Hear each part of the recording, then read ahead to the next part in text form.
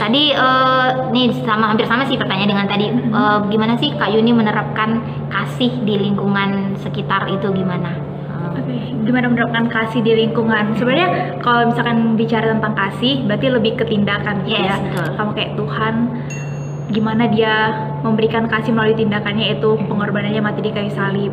Dan aku rasa kasih itu sulit gitu, karena gimana pun kesalahan orang, salah apapun dia atau kita bersalah sama dia, kita tetap harus mengampuni dan memaafkan. Dan jangan lupa juga melupakan, nggak dendam, jadi nggak disimpan gitu kan.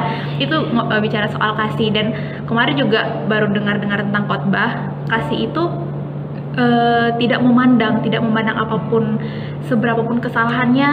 Sama kayak Tuhan juga, mungkin waktu aku belum lahir, Desma belum lahir, Tuhan udah jauh mengampuni kita gitu. Jadi kita harus menerapkan itu juga, walaupun ada yang bersalah sama kita.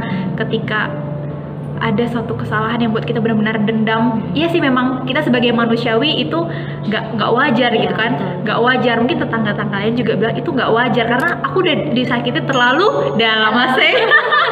Tapi sebagai orang Kristen dan kita pemuda-pemudi Kristen, kita harus mencontohkan itu gitu.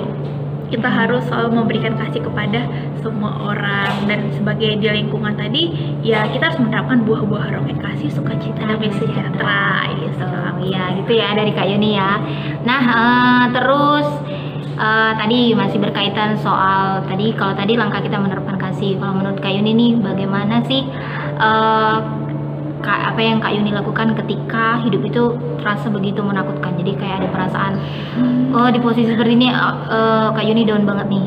Gimana sih caranya Kak Yuni tadi menerapkan kasih yang tadi dari rasa, supaya kita merdeka nih dari rasa takut yang tadi itu? Rasa takut ya, kita kan sebagai orang Kristen dilarang buat takut ya. Bahkan takut akan masa depan, takut akan apa yang belum terjadi, apa yang kita mau makan, apa yang akan terjadi selanjutnya. Bahkan kita keluar dari sini, apa yang akan terjadi kita nggak perlu takut. Karena sebagai orang Kristen kita harus percaya tuh, kan ada firman Tuhan di dalam kitab pokoknya di dalam Alkitab itu dikatakan terus jangan takut. Kalau dibaca itu ada 365 kata. Tuhan bilang jangan takut. Ya kita gimana caranya ngadapin rasa takut di dunia? Yang pertama pasti kita pegang kebenaran firman Tuhan. Yang kedua yaitu berdoa. Kayak Matius 6:33, carilah dahulu kerajaan Allah, maka semuanya akan ditambahkan kepadamu. Jadi ya udah, kita nggak usah merasa takut lagi, karena kalau kita udah cari kebenaran, yang kayak Desma pernah sharing itu ya, cari kebenaran ya pasti gimana nanti ke depannya yang kita takutkan bakal Tuhan kasih. Jadi nggak usah perlu khawatir. Ya gitu ya, ketakutan jadi bikin kita khawatir, dan itu yang seharusnya nggak usah kita iniin.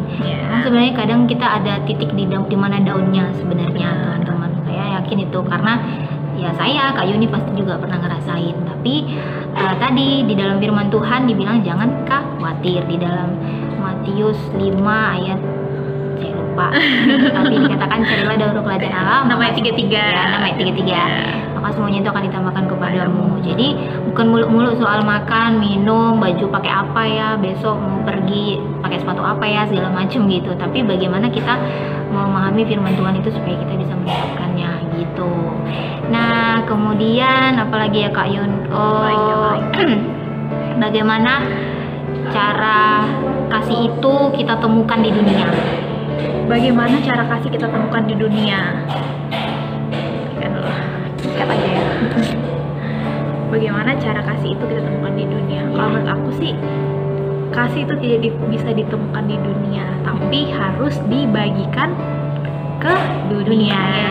Seperti ada tertulis juga di Galatia 5 ayat 13. Dalam tema kemerdekaan ini disebutkan kayak katanya, saudara-saudara, kamu memang telah dipanggil untuk merdeka. Maka dari itu janganlah menyalahgunakan kemerdekaan itu, tapi dengan kemerdekaan kita harus melayani orang-orang dengan kasih. Jadi di dunia ini kita bisa menemukan kasih, tapi kita harus terlebih dahulu menjadi pelaku kasih. Yaitu kita harus menjadi dampak di lingkungan kita, misalkan kayak tadi seperti jadi contoh garam dan terang. Terus yang kedua juga hidup dalam buah-buah roh, firman Tuhan dan kebenaran Tuhan. Terus yang ketiga juga melayani orang dengan kasih, mungkin dia sebobrok apapun dan sesalah apapun dia sama kita, mungkin dia pernah ngelakuin kesalahan sama kita harus tetap mengampuni dan memaafkannya dan juga melupakan. Ketika kita disakiti terus, kita harus terus juga mengampuni. Ya memang susah ya, tapi ya itulah gambaran dari Tuhan, dari kasih gitu. Kasih ibaratkan kasih itu kayak keset gitu ya. Kita udah diinjak-injak gitu, tapi tetap welcome gitu. Itu yang membentuk hati kita. Jadi karena kita juga udah mengenal Allah dan Allah itu adalah kasih, sehingga kita bisa memberikan kasih kepada teman-teman kita dan lingkungan kita sekitarnya. Luar biasa Kak Yuni. Bener ya teman-teman. Jadi tadi Kak Yuni bilang kasih itu kita bagi gitu. Kita belajar, saya belajar, Kak Yuni belajar, dan kita rindu teman-teman juga sama-sama belajar. Kenapa? Karena kasih kadang gambaran kasih itu digambarin sama orang dan kadang kita tertampar sendiri. Benar gitu.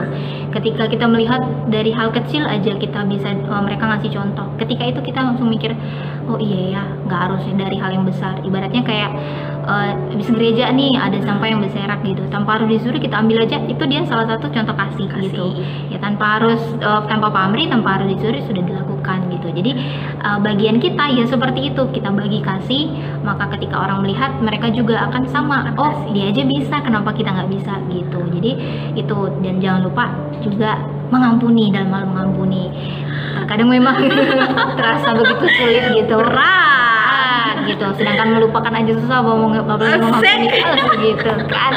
Tapi kuncinya adalah teman-teman, yaitu tadi kasih itu adalah Allah itu sendiri gitu. Nah, kita punya ayat firman Tuhan seperti biasa dari 1 Yohanes 4 ayat 16 sampai 18, karena kita berbicara tentang kasih yang memerdekakan.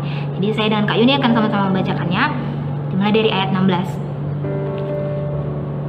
Ya, 3, 2, 1. Kita telah mengenal dan telah percaya akan kasih Allah kepada kita. Allah adalah kasih, dan barang siapa tetap berada di dalam kasih, ia tetap berada di dalam Allah dan Allah di dalam dia. Dalam hal inilah kasih Allah sempurna di dalam kita, yaitu kalau kita mempunyai keberanian percaya pada hari penghakiman, karena sama seperti Dia, kita juga ada di dalam dunia ini. Di dalam kasih tidak ada ketakutan. Kasih yang sempurna melenyapkan ketakutan, sebab ketakutan mengandung hukuman, dan barang siapa takut, ia tidak sempurna di dalam kasih. Menampar sekali teman-teman. Jadi kasih di 18, di dalam kasih tidak ada ketakutan. Jadi kasih yang sempurna melenyapkan ketakutan. Jadi kalau kita nerapin kasih, berarti kita nggak akan yang namanya ketakutan itu nggak ada gitu. Oke. Shalom. Oke, terima kasih teman-teman sudah nonton video ini sampai habis. Sampai jumpa di video selanjutnya. See you and bye bye.